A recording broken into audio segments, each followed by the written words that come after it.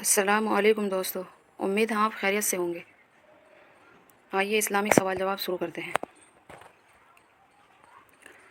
سوال: بتاؤ ہم کس کے بندے ہیں؟ جواب: ہم اللہ کے بندے ہیں۔ سوال: اللہ کسے کہتے ہیں؟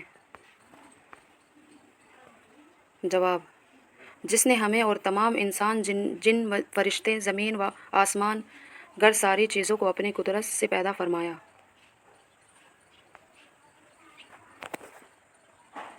سوال: اللہ تعالیٰ کے ساتھ مسلمانوں کو کیا عقیدہ رکھنا چاہیے؟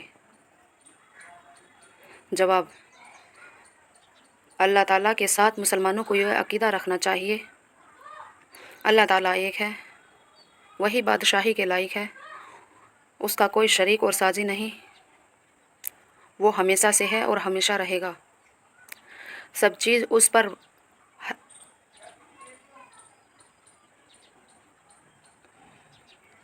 چیزوں کی اس پر ہر وقت خبر ہے، وہ سب عیبوں سے پاک ہے، مخلوق کی زندگی اور موت اسی کے حکم سے ہوتی ہے، وہ نہ کھاتا ہے، نہ پیتا ہے، نہ سوتا ہے، اس کا کوئی نہ بیٹا ہے، نہ بیٹی ہے، نہ ماں باپ ہے، نہ بیوی ہے، وہ ان تمام تعلقات سے پاک ہے، سب اس کے محتاج ہے، وہ کسی کا محتاج نہیں، اس جیسا کوئی نہیں، وہ مخلوق جیسے ہاتھ پاؤں، ناک، کان، شکل و صورت سے پاک ہے،